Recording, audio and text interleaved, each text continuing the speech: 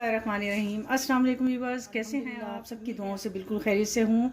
मैं आज आपके सामने एक नई रेसिपी के साथ बबल किचन की जानब से दोबारा हाजिर हूँ। आज मैं बनाने जा रही हूँ यखनी पुलाव। उसके लिए हमें जो चिकन चाहिए होगा, जो मैंने पहले से इसमें देचकी में रख दिया है चढ़ा के, और इसमें जो जो चीज़ें आप डाली जाएंगी तो वो मैं आपको बताती जाती हूँ साथ साथ। उसमें चलो डलेगा 1 चम्मच ज़ीरा, और 1 चम्मच के बराबर ही हम इसमें डालेंगे गरम मसाला, साबुत गरम मसाला, जिसमें ये इलायची होगी, बड़ी इलायची होती है, तेज़पात पत्ता होता है, और दालचीनी होती है, काली मिर्च, ये सब चीज़ें। इससे ये होता है कि जो पुलाव का जो टेस्ट होता है ना, वो बहुत अच्छा बनता है। इसके अलावा हम इसमें डालेंगे 1 चम्मच टेबल स्पून के बराबर काली मिर्च। ये मैं अंदाजे से डाल रही हूँ, आप नाप के भी डाल सकते हैं। और अब हम डालेंगे इसमें 1 चम्मच टेबल स्पून नमक भर के। बस अब हमने और इसमें डलेगा लहसुन अदरक, इसमें डालूँगी मैं। वो 1 गड्डी डाल दें, और 1 दरमियाने साइज़ की प्याज जो मैंने काट के रखी हुई थी, ये अब इसमें जाएगी।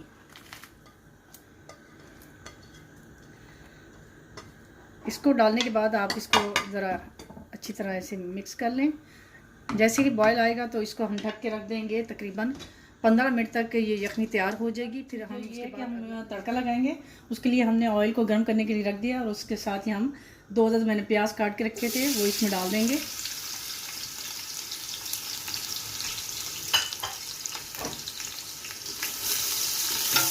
अब ये कि देखिए, जैसे ही प्याज गोल्डन होना शुरू हो जाएंगे तो फिर हम इसमें ये मैंने 2 अदद टमाटर काट के रखे हुए हैं, और 2 अदद हरी मिर्च, और ये 1 चम्मच लहसुन अदरक का पेस्ट है, और काली मिर्च, नमक और ज़ीरा है।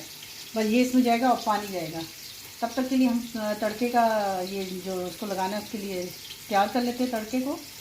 इसमें ये पानी डाल दिया, साथ ही लहसुन अदरक का पेस्ट, साथ ही जो मैंने हरी मिर्चें काट के रखी हैं ये, और अब हम इसको थोड़ा सा मिक्स कर लेंगे। जैसे ही हमारे प्याज गोल्डन होंगे तो हम ये इसको इस पानी का उसको तड़का लगा देंगे। जी, तो ये देखिए हमारे प्याज जो हैं अब तकरीबन गोल्डन हो चुके हैं। अब हम इसमें डालेंगे ये जो हमने टमाटर और अदरक लहसुन का पेस्ट और हरी मिर्च थी, वो इसमें डाल देंगे। इतनी मज़े की खुशबू आ रही है तड़के की।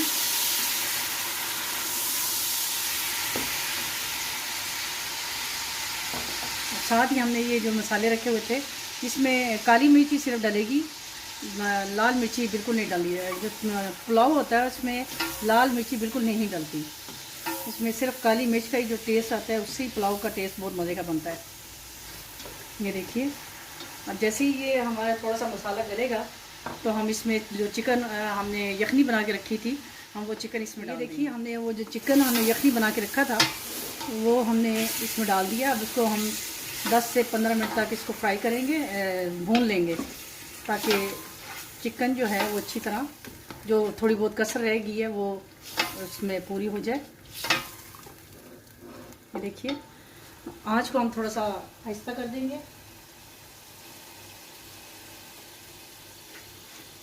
अब हम इसको थोड़ी देर ढक के रख देंगे, और थोड़ी थोड़ी देर बाद इसको हल्के सा पानी का छींटा लगाएंगे, और 10-1 मिनट तक इसको भूनेंगे।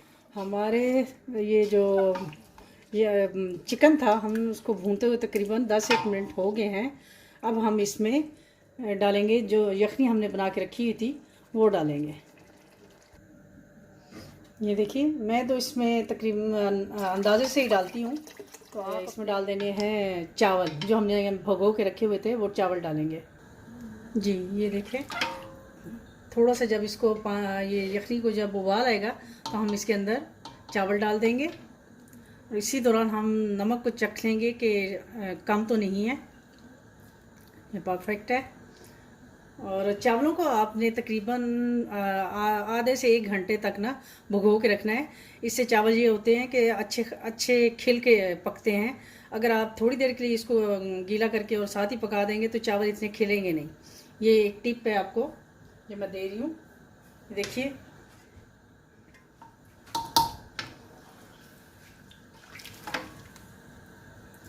अब हम इसको आंच को बिल्कुल फुल पे कर देंगे ताकि चावल जो हैं हमारे पक जाएं। जैसे ही गलना देखेंगे कि आप के चावल गलना शुरू हो गए हैं और पानी खुश्क हो गया है तो फिर हम इसको दम पे लगाएंगे। ये देखिए तकरीबन हमारा पानी खुश्क होने वाला है। जैसे ही हमारा पानी खुश्क हो जाएगा और चावल गल जाएंगे तो हम इसको दम पे लगाएंगे। आप अगर देखें कि जैसे मैं अंदाज़े से पानी डालती हूँ, अगर मेरे चावलों में थोड़ी सी कसर मुझे नज़र आती है कि रह जाती है तो फिर मैं ये करती हूँ कि जब पानी थोड़ा सा बाकी रह जाता है खुश्क होने वाला तो मैं साथ इसको दम पे लगा देती हूँ। उससे ये होता है कि जो कसर होती है वो उस दम में पूरी हो जाती है और वो चावल जो होते हैं आपके बिल्कुल सही पक जाते हैं। और ये आज जो मैं ये यखनी पुलाव की रेसिपी जो है वो मेरी भांजी होती है, उसने मुझे फरमाइश की थी कि आप वो बनाएं, तो ये मैं आज उसकी फरमाइश में सुमैया उसका नाम है, तो मैं उसकी फरमाइश पे आपको ये आज सिखा रही हूँ। मैंने कहा चले, उसने मेरे से रिक्वेस्ट की थी कि आप मुझे ये ज़रूर सिखाइएगा, तो मैंने कहा चले आपके साथ शेयर करती हूँ ये रेसिपी।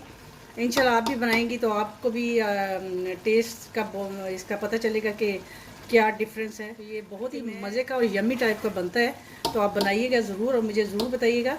और प्लीज़ आप मेरे चैनल को सब्सक्राइब करें, लाइक करें और शेयर भी करें।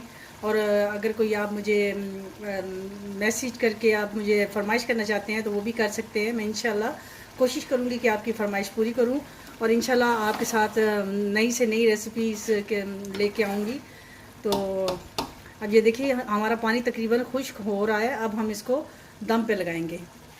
ये देखिए अब हमने इसको दम पे लगा दिया।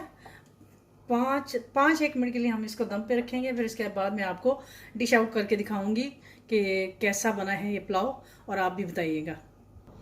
जी ये देखिए हमारा पुलाव तैयार हो चुका है। अब मैं इसको डिश में निकालूंगी और फिर इसकी फाइनल लुक आप तो ऐसे जैसे देगी स्टाइल का पुलाव होता है वो जायका आएगा इसमें इंशाल्लाह। जब आप बनाएंगे तो आपको भी डिफरेंट लगेगा टेस्ट। और साथ मैंने ये सिंपल आलू वाला रायता बनाया है जो बहुत ही आसान है। इसमें आलू टमाटर प्याज और खीरे काट के और चाट मसाला डाल के दही में, तो वो इसके साथ खाएं, आपको बहुत मज़ा देगा इसके साथ।